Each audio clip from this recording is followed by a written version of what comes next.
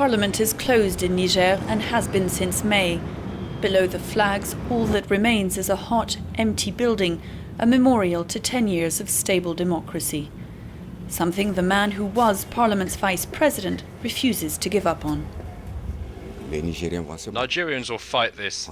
We can't say this is the end of democracy.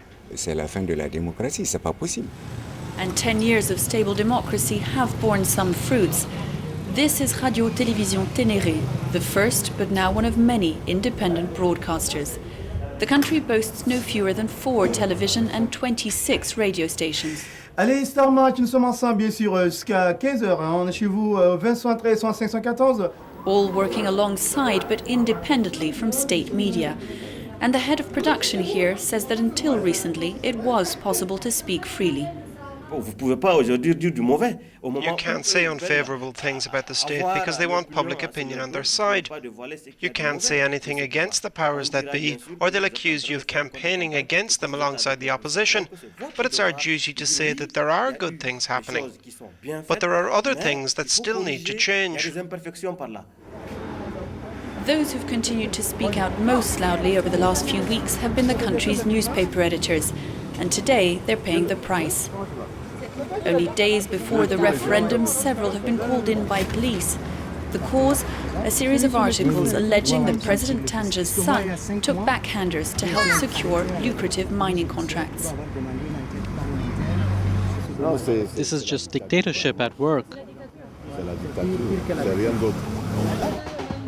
But supporters of President Tandja are celebrating what they consider an opportunity for the people to back the country's president. Many at this rally, backed largely by private money, claim that far from being in danger, democracy is what it's all about.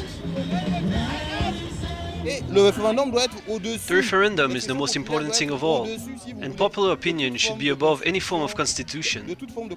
There shouldn't be anything blocking the people and the decision they want to make.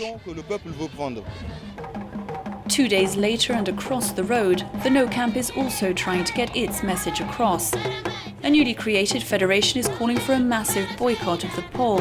Within it, former allies of President Tandja, including 7 ministers who resigned in May. They've now joined Mamadou Issoufou, who stood in the last 2 elections against Tandja, something he fears may not happen again.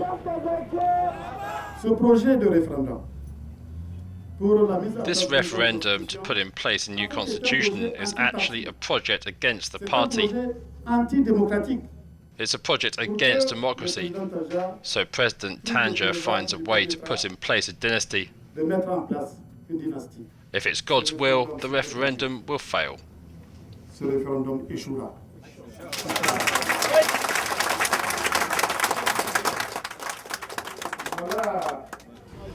But if it doesn't, some fear that the international community could turn its back and its money away from what remains one of the poorest countries in the world.